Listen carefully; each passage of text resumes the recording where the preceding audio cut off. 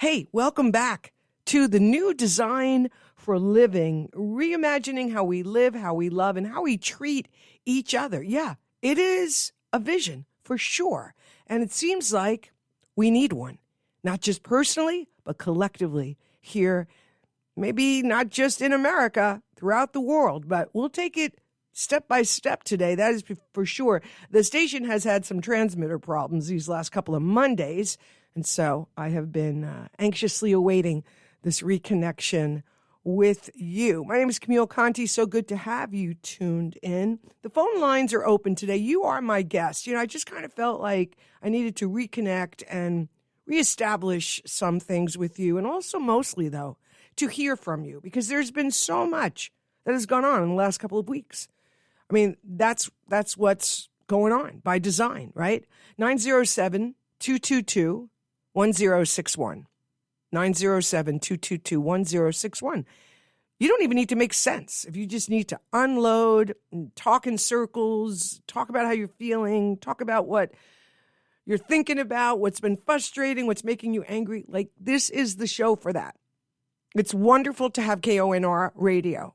It's a wonderful time to step back and reconsider the importance and the value of not just local radio stations and local TV stations, but a station like KONR that is publicly owned, that is able to allow someone like myself, someone like veteran Steve Heimel, who was on the air earlier this morning, to come here and to not just have a space where we can do what we're here to do in this lifetime, but also to give you the chance to be a part of a conversation. Because part of what's true in the new design for living is that we have a new design for conversations. I talked about this extensively in one of my videos from last week on my personal Facebook page, that in the new design for living, we understand the role of the ego in relationships. We understand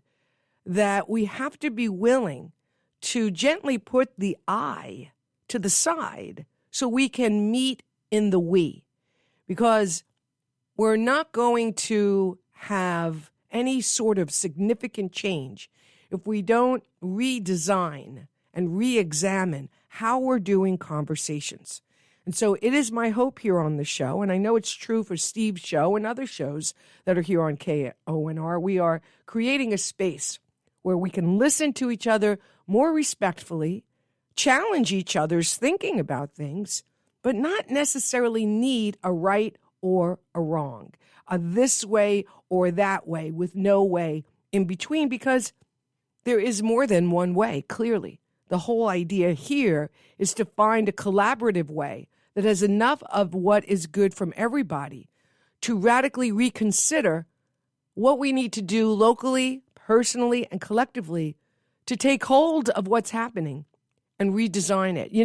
I was looking up the word coup today, overthrow of existing government by force, but it also said that it includes the use of military or police control to achieve such an end. And it also went on to talk about how it's also the use of those in power to illegally remain in power and to use illegal means to achieve their agenda. And, for me, I spend a lot of time trying to navigate this time. I mean, the good news is I do have older friends who did come through the civil rights movement and who often tell me, this too shall pass.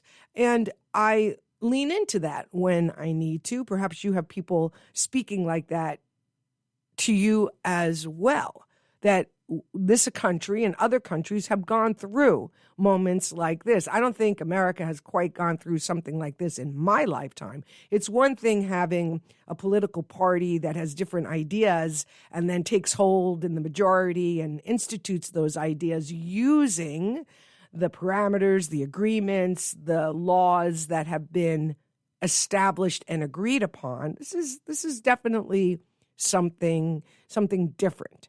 And so today I want to talk about this idea because it's not an accident that the phrase is united we stand, divided we fall. And so my question to you is, which train are you getting on?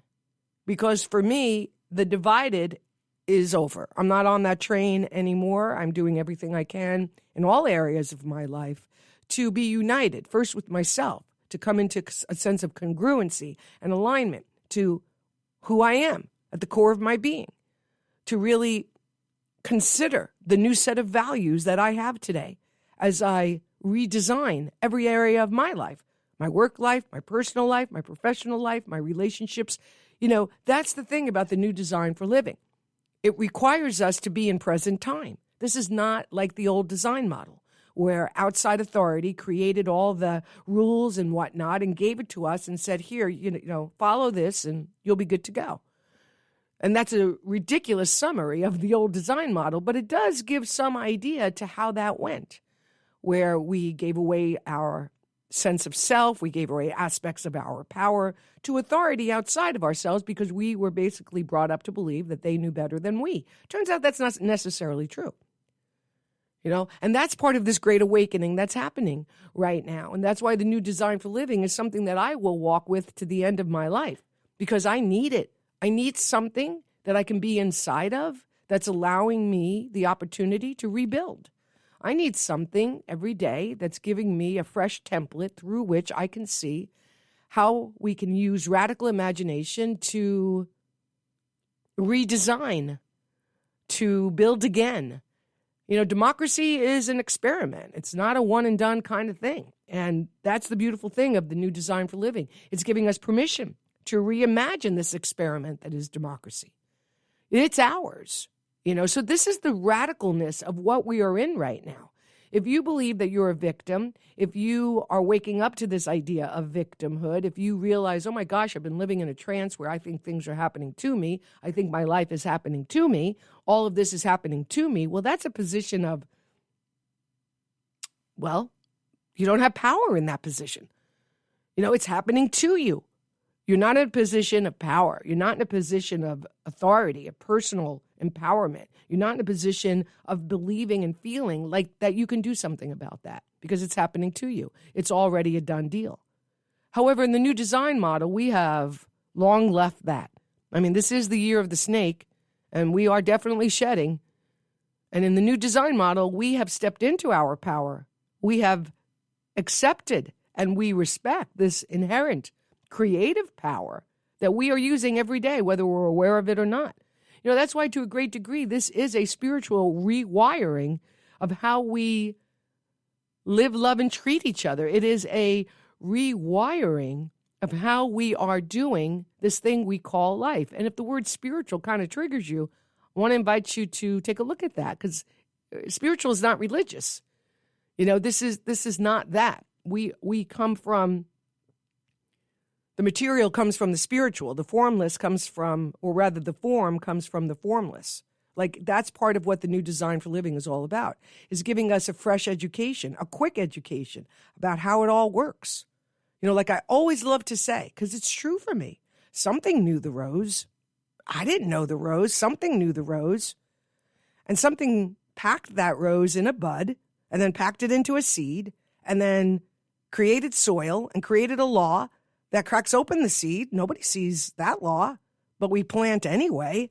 Something cracks open the seed and draws forth the bloom. And ta-da, we get to experience that process of creation.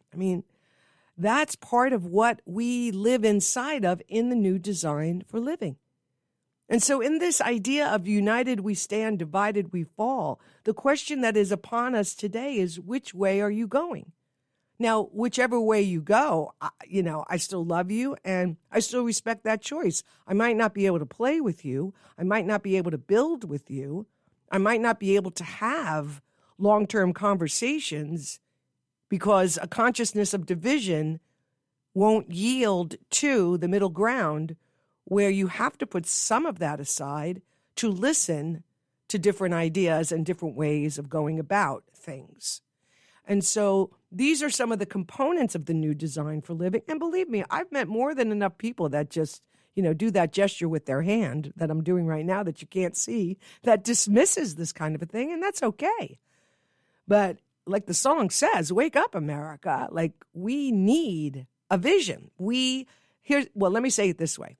I need a vision. My life needs a vision. I know a lot of people whose lives need a vision, and they are actively reimagining their lives, because the other thing that's true inside the new design for living is that we really believe that whatever's happening collectively is a reflection, is an outpicturing of what's going on individually. I mean, talk to anybody about what's happening in people's personal relationships these days, and there's a lot of the same agitators in our personal lives as we're experiencing in the outer world. And so in the new design model, we are very quick to accept what's ours to accept. I might not be saying that I caused this thing solely on my own, but by taking some accountability, by seeing that we're all a part of what's happening, it empowers us then to look at what the solutions might be. And that's what I'm most interested in today. Where are you? What are you thinking about? What are the solutions you think are necessary? Or maybe you just don't even have time to consider those questions. I mean, that's another thing about this intentional takeover, this intentional chaos, right? First of all, I've said this many times, and it's true. We're not designed to experience this level of chaos 24/7. I mean, your nervous system is needing a break. If you haven't been able to take that break, it doesn't have to be long. 60 seconds these days can be a really beautiful thing to give your nervous system by just deep breathing, putting the phone down, pushing away from the computer, closing your eyes, turning within, recognizing that there's other systems within you that find this whole experience to be too much. Most of the people are just trying to live their lives. Most people I know have kids. Their lives are full. They have a peripheral understanding of what is going on, but they're so busy trying to live life, provide for their kids, get food on the table, keep a roof over their heads, right? Wake up the next day and continue on, that they just don't have the time. Maybe that's the 80% and the 20% rule, where 20% do 80% of the work. So these are some of the things that are in my heart and in my head today. 907-222-1061 if you want to join the conversation. I mean, I find that if I stay in the headlines, if I stay in the information about what's happening too long, it really sinks me, because I don't feel like I'm a match for what is happening. I feel isolated. I feel limited in what I can do to change things.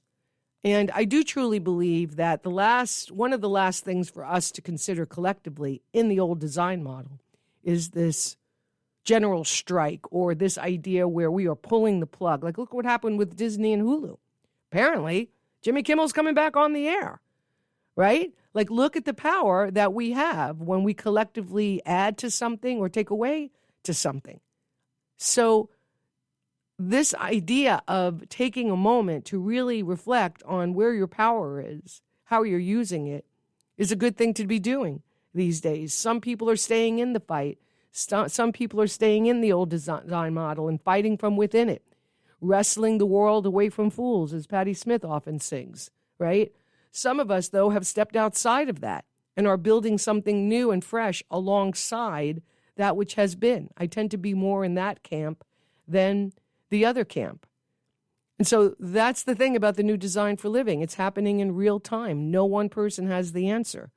No one person has the instructions. We're doing it collectively and together. That's why in the new design model, local is really important. Local radio, local television, local news, local gathering, local venues. Here in my neighborhood in Spenard, we've got the wonderful Writer's Block, and Verid has been doing really beautiful things for a long time now, sustaining and creating community opportunities. Same thing at the Nave, right? So I try to look at what is happening right here in my own community, in my own backyard, and support all of that while doing some of these other things that I'm doing. And so if you're new to the idea of the new design for living, if you're scratching your head going, what the hell is she talking about? I want to remind you of some of the core tenets of the new design for living, because it does require radical reimagination.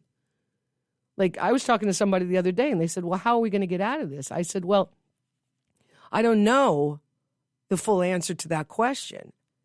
Because we were talking about this phrase this is not who we are. And I see people come on social media when something is happening and they say, this is not who we are. And now my response is, yes, it is. You may not like what's happening. You may not agree with what's happening. You may feel rightly so that you didn't necessarily cause what's happening. But until we acknowledge that this is in fact who we are, until we include ourselves in what's not going well, then you can't be in a position of changing that. At least that's, how I think about those kinds of things. If you're in a relationship with someone, or if you're in a job experience and people are saying that's not who I am, yet you're having the experience that that's exactly who they are. Or if somebody is saying to you at work, I didn't do that, and yet the truth is, the accuracy is that in fact they did, those are two different realities. Those are two different perceptions. Those are two different truths about one thing. And until we can find a way to not agree to disagree, but at least think of a third way to approach that so that it's not necessarily one way or the other way, I just feel like we're going to loop. And we are looping. And sometimes it takes that moment where you got to step out of it. Sometimes you just have to put something down and step outside of it and give yourself permission to just stand in a different place and space and see what that gesture does to whatever it is that you're dealing with. And so in the new Design for Living, we offer ourselves as many opportunities as possible to do that very thing. And so we run alongside what has been and extract from it what's still good and worthwhile, while giving ourselves permission to reimagine something better. I mean, if you just take it down to your own personal life, like a lot of people are going through massive change right now, massive change. And that's understandable. I do believe the great agitator was COVID. That moment changed everything, absolutely changed everything. And that's a good thing. It forced us to take a look at what we believe in. It forced us to take a look at who and what we value. It forced us to really take a fine-tooth comb through our everyday experience and ask ourselves those really tough questions, those deep questions that don't necessarily have immediate answers, but do require us to ruminate a little bit on them. Is this really what I want to do? Is this really who I want to be? Is this really the best relationship for me? Is this really the best place for me to live? Am I being true to myself? Do I know what that even means? Right? All of those really big questions that deserve a little bit of time these days seems to be what a lot of people are going through. And I find that to be a very exciting place to be, because that's another thing about the new Design for Living. We hang out in the question. Like in the old design model, it's all about knowing. In the old design model, uncertainty is not a good thing. It's a weakness. In the old design model, it is a weakness if you don't know, because we're ruled by a value that says you have to know. Knowing is everything. And so when you're in real moments when you don't know, oh my goodness, this is why we rush through things. We end one job, we quickly get into another one. We end one relationship, we quickly get into another one, because we feel very uncomfortable living in the in-between. We haven't really learned how to navigate that in-between space where something's ended, but something hasn't yet begun. And in the new design model, we love that place. That is fertile ground. That's where it's happening. If you can get more comfortable living in the discomfort of not knowing, oh my gosh, talk about a skill for these days. Because when you get more comfortable, being uncomfortable, not knowing, guess what happens? You come to know. When you could just hang out in that field and say to yourself, wow, I don't know the answer to this. And that doesn't necessarily feel very good, but I'm okay with that. I'm still going to sit here anyway and see what happens. Do you realize how powerful that is? Do you understand how many possibilities and how much potential and how many answers can come to you when you just sit still, so to speak, long enough for the chaos to fade? Think of a pendulum, right? If a pendulum swings too far one way or too far another way, that's where it's at. It's in the extreme of the swing. But the beauty of the pendulum is that eventually eventually it starts to bring itself to its center. Eventually the swings become super tiny until finally it rests in that middle place. And that is the place that I find to be extremely helpful for us these days, is finding that middle place where the pendulum eventually comes to a stop. And however it is that you can do that, I want to encourage you to try some new things to do just that. Because in that stillness, oh my goodness, in the quiet, so much information. And the senses, all of your senses, especially your heart, has an opportunity to be at the table. I mean, the heart wants back in. In the old design model, the heart isn't revered. It's not valued. The mind is. I'm not saying there's not a place for the mind. Of course there is. But when you start doing heart work and you start really understanding the brain that's inside the heart, I like to call the heart the brains of the operation. When you start letting go of knowing as a means to know and start tapping into your feelings, wow, that's a game changer. Because feelings are a preview. That's another thing we talk about extensively in the new Design for Living. Feelings are a preview. That's why one of the most important questions you can ask yourself at any given moment in the day is, how do I want to feel? How do I want to feel about this? And when you give yourself permission to settle into that feeling, oh my goodness, that's another game changer. When you use your feelings as your true north, watch how things line up behind it. Watch how things fall away. When you are done with drama and you choose peace, that's a game changer too. And this is what's happening for people. It's absolutely fascinating. I've got like a dozen people around me in various relationship with myself who are all going through this deep and profound re-examination where things that we used to allow, things that we used to be okay with, things that we just accepted because it was easier, suddenly now are being presented to us in a new way. Things that we tolerated, now we're not really willing to tolerate anymore. And so if you're going through all that, consider yourself in a good group of people. Because as Willie Niles sings in that song, Wake Up America, this is what's happening. We are waking up. The question is, what do we do with that awakening? How do we come together with that awakening? How do we affect change on a global scale, on a collective scale, by living more authentic lives? I always go back to the pebble in the pond. I find these to be really helpful these days. If you are at a pond, well, however big or small it is, and if you have a stone in your hand, whether it's a pebble or a rock, doesn't matter, and you throw that pebble or that rock or that boulder into the pond, let's use the pebble. I mean, we know what a boulder does, we know what a rock does, but if you throw a pebble in a pond, what happens? From wherever that pebble hits the surface of that water, that touch point creates ripples.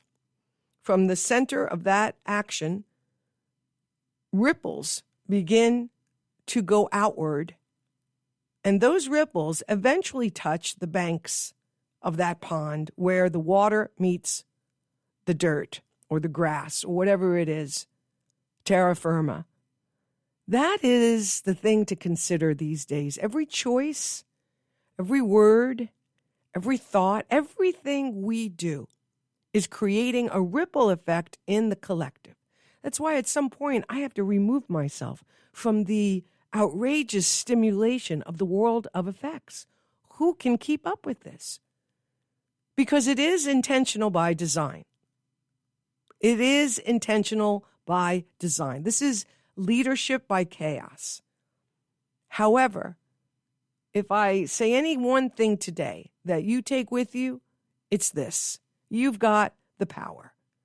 You absolutely have the power. Whether you have a relationship with it today, whether you have thought that you have the power, I'm really serious. You have the power. This is what ultimately they do not want you to awaken to, because when you realize that you have the power, when you realize that you have creative power, when you realize that not just your words, but your feelings and how you think about things all create a creative ripple in the entire tapestry. Wow, that is incredible. Like, if I didn't know that, I would be super depressed these days.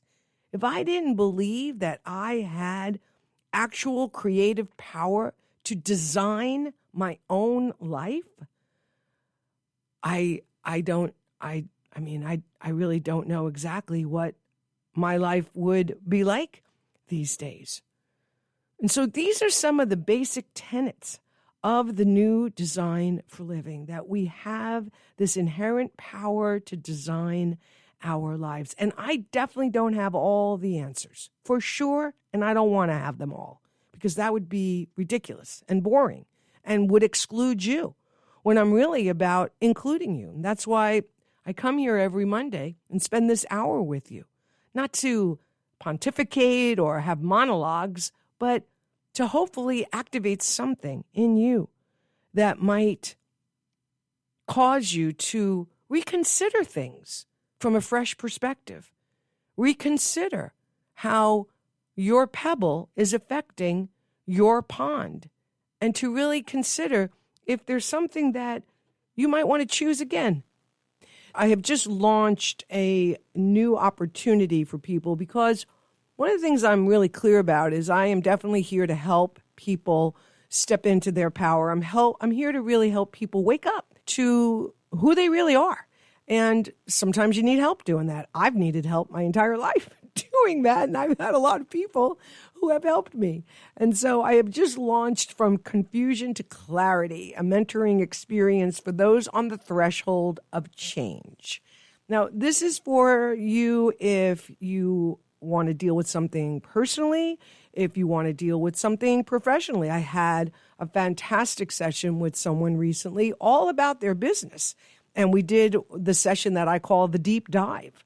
And it was just a wonderful opportunity to be the person in the room that was listening deeply, taking notes, but also asking those important questions that sometimes you need someone across the table from you, not just to ask the question, but to stay with you for the response. So I'm offering a one and done, which is a one-time session, or a deep dive if you need a little bit more time over the course of a couple of months to integrate your clarity, your confidence, your action steps as you're walking through something. And you can find all of that at CamilleConte.com. These days, everybody's quote unquote trying to figure it out. And I kind of gave that up this year. I can't really figure anything out. I really can't, nor do I want to. I think that really comes out of the old design model, right? There's something I don't know, and I've got to figure it out. Well, that's not the way I'm doing things these days. I'm reimagining that process as well. Instead of trying to figure out what other people are going to respond to, what event somebody's going to respond to, I can only do what keeps me in alignment with who I am. I can only do what keeps me let me say it this way. I choose to do what keeps me in alignment with who I am, the person I'm becoming, the set of values I have reestablished for myself, the core feelings that I'm using to guide my life and my relationships. And when I stay there, even if I'm only the only one that shows up, if I just stay there, then that's the most I can really do, is be in alignment with who I am and what it is that's calling my name these days. And so aside from this show and some of those things I just mentioned to you, I really miss getting together in public. Like, I love events. I love people. I love coming together. And in 24, I really created several of my own events because I was tired of waiting for someone to invite me to theirs. And I thought, well, see, just create the thing. And I did that. It was so wonderful, whether it was a poetry slam or the different things I was doing. And I just kind of feel these days that we are yearning to connect again. And I will be putting some things together that will bring in music and community and connection and conversation and topics, but also, again, an opportunity for you to engage in the conversation, for you to be heard, for you to share your thoughts about what's happening in our community, in our state, in our country, and in our world. Certainly don't have to wait for that. You can call me today at 907-222-1061 if there's something you'd like to bring to this conversation today. The topic I'm standing underneath is United we stand, divided we fall. It's actually a choice. Which train are you getting on? The train of division, separation, duality, right and wrong, us and them? Or are you getting on the train of united we stand, of unity consciousness, of a world that works for everyone, a train that is built on a belief that we're all the same, back behind the bones and the hair and the skin color and all of that. We're all coming from the same manufacturer. Like, that's a wake-up call in and of itself. And I have no judgment about which train you get on, or maybe you don't get on any train. Maybe you're not even on the platform. Because the beauty of these trains is that they come back around. And thank goodness that they do, because we are spiraling upwards. We're growing. We're changing. Every day we get new information internally and externally that's putting us in different positions. That's another thing inside the new design for living. I just love it because it's very liberating. In the new design for living, you get to change your mind. In fact, in the new design for living, changing your mind is a strength. It's a skill. In my experience, in the old design model, you made your bed, now you lie in it. You make a decision, you got to stay in it, especially if you've invested time. Oh, my goodness. And if you've invested time and money, you just stay in it because there's just this inherent belief, oftentimes unconscious, certainly not for everyone, but generically speaking, that if you change your mind, it's a weakness. When you start really looking at this programming that we came through, when you really start looking at the dysfunction of the program, when you move yourself from the front row to the back row and look at the entirety of the screen and all the elements that are projected onto it, it's really something else. You know, I spend a lot of time thinking and talking to people and helping people get in the back row so that they can see things from a fresh perspective. You know, part of why I'm not necessarily in the old design model trying to fix it from the inside is because I just truly believe that the plot line and the storyline of the old design model has a very specific outcome.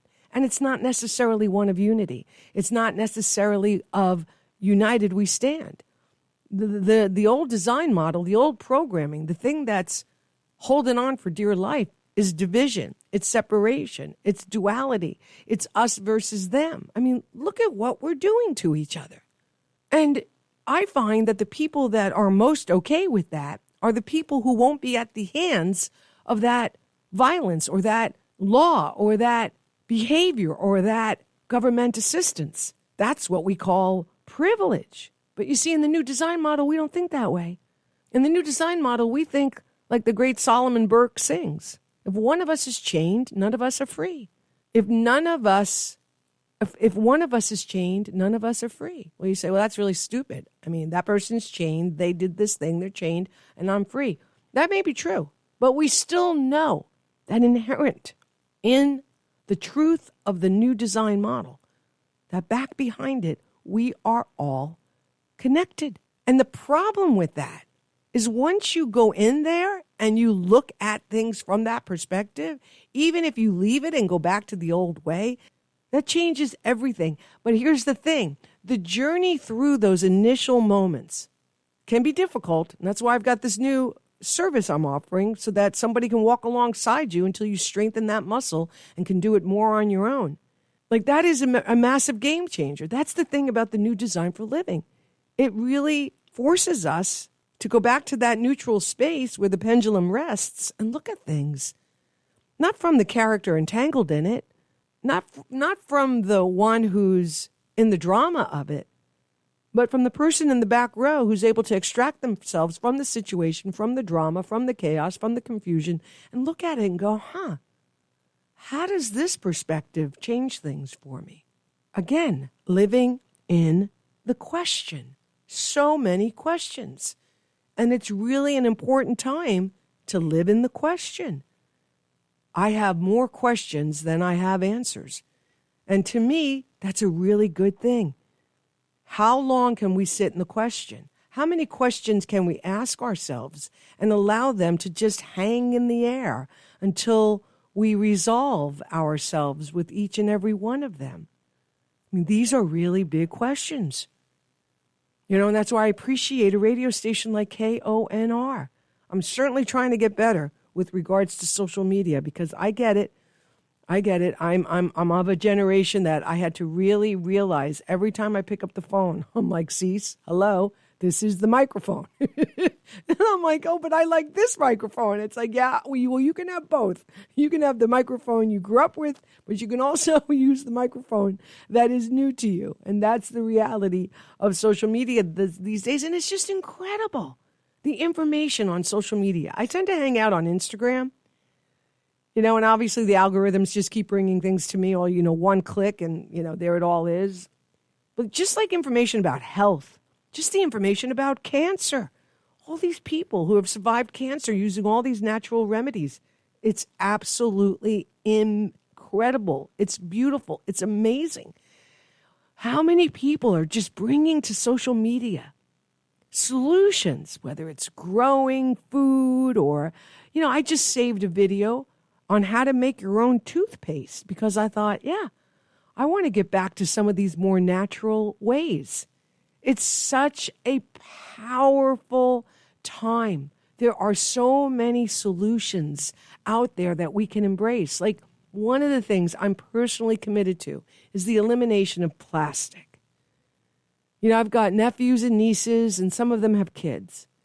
And I've seen enough videos of the horrors, not just of plastic waste in our oceans and in our rivers, but what it takes to create a bottle of water, the plastic that is a bottle of water. And now, of course, all this information about the nanoclusters of plastic that are entering our own system and our bloodstream, none of which is good. And so I had to just decide, okay, I have a new value about this. I'm not going to use plastic anymore. So look at all the things I had to change. Started with my bath soap, comes in plastic bottle, going back to bar soap. My shampoo and conditioner comes in plastic bottles. Now I'm going to bar shampoo and bar conditioner. My laundry soap comes in plastic bottles. Now I do laundry sheets. My water bottles, I don't buy them anymore. I've got one that I use over and over again. So little gestures in your own life that empower you, because one of the things that I also feel is true these days is we need moments of victory. We need these tiny little moments where we make a choice and have a direct response to ourselves about it. And when you can be okay with the small steps that bring about small, tiny change, or one gesture that you do that brings you closer to being more in alignment with who you want to become, that kind of moment is really important these days. And lastly, of course, we had the experience recently where yet again gun violence took the life of not just one person that day. There were also 2 other shooting events that happened in our country. And nothing has divided us more, perhaps, than this topic of guns. This idea that we have to lose a life or two in order to maintain our right to bear arms. It's a fascinating perspective. It's a fascinating conversation. But the truth of the matter is, as the Killers sing in their great song, we have a problem with guns in America. And one of the things I talked about on my Facebook video was how fascinating it is. When you're inside an experience where there's a set of rules for this group of people and another set of rules for this group of people. And so you watch this group of people instill their rules for the other group of people on those people when something happens. And then when that very thing happens to the original group of people, they have a completely different set of rules. And so you've got one side looking at the other side, kind of scratching their heads going, well, hold on a second, wait a second. When this happened to us over here, you were saying this about it. when this happened to us over here, like you kind of dismissed it and said, that's just the way things go. Now it's happening to you over here, and there's a whole new set of rules. There's a whole new response. Why don't we get that response? And that's the place for this greater dialogue. That's what division does. Divided we fall. Divided we fall into two categories, at least two, oftentimes more. Divided we fall into one set of rules for this group of people and one set of rules for the other group of people. And guess what that does? That keeps us fighting. It keeps us at each other's throats. It keeps us looping. It keeps us spinning while the people in power are taking and are creating a world that can be very scary if you look at it for what it really is all about. And so we come back to the question, what do we do with it all? How do we handle this? How do we take care of ourselves? What is ours to do? And so my hope today is that you just consider, well, not you just, my hope today is that you think about things from the first square. And the first square is you. You and your relationship to yourself. Because the other thing that's true these days is all I have is me. If there was a camera in my home and people were looking at what happens at night, particularly, I would have already been picked up by somebody. Because my way is I spend a lot of time processing out loud alone in my home. Because I got to work it out. I can't journal anymore because there's so much going on that my hand it just can't move fast enough. And I'm a very, audible person. It's about the voice for me. It's about the word.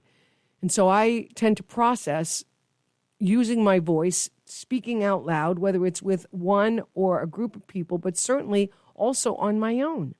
And I'm redesigning things. I'm redesigning the templates of my personal relationships because I've changed.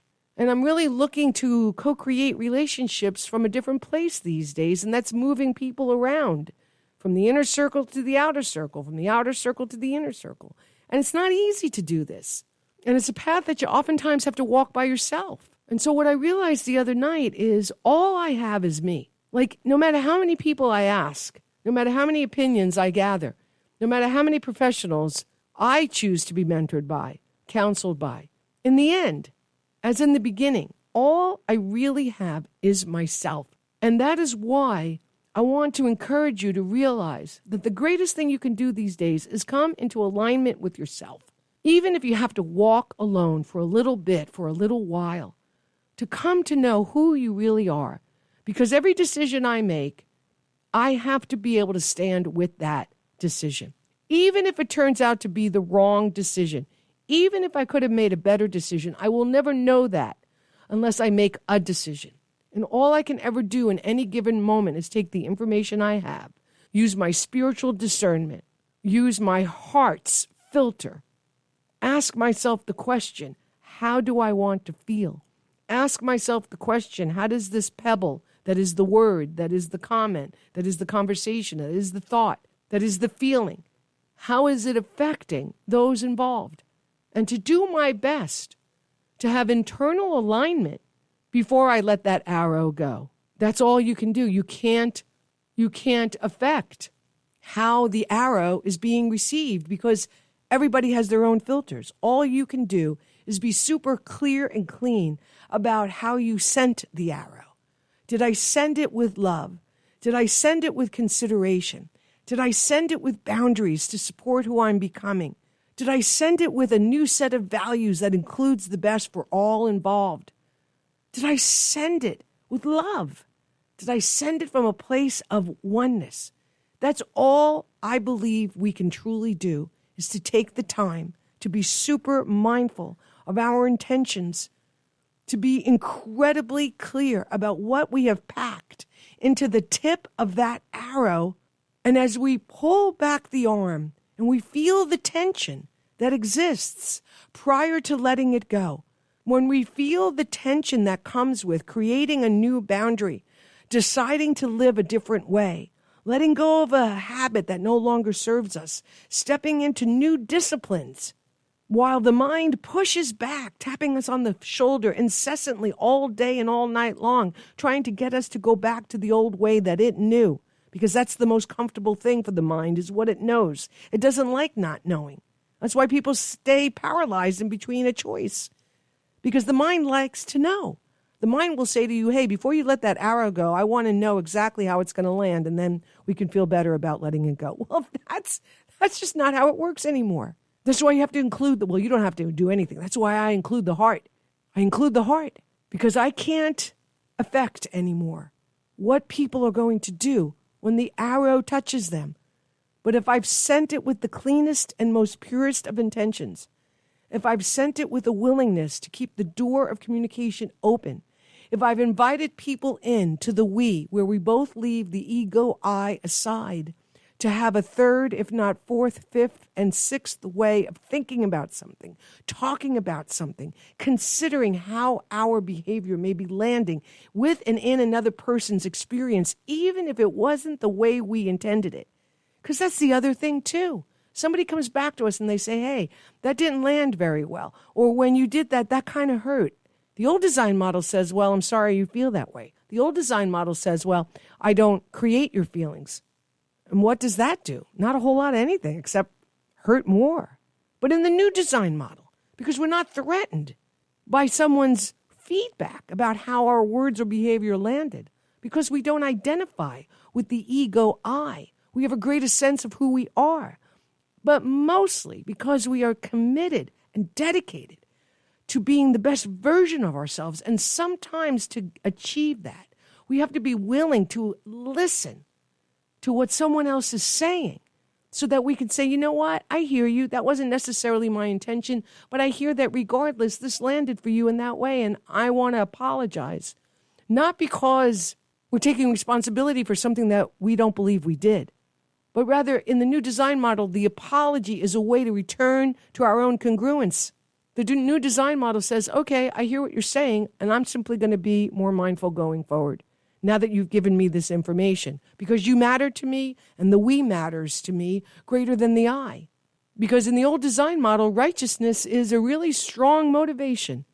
And that is why divided we fall, because we become unwilling to step out of the righteousness and to step back into the heart that is always showing us really what is more true and what is more right to do. And so with that, thank you so much for being a part of the show today. I appreciate it. You can find all the shows I've done here on KONR at The New Design for Living on podbean.com. You can also find all the shows I've done here in podcast form at Apple Podcasts and really on all the podcast platforms that are out there these days. Take super good care of yourself, and I'll see you next Monday.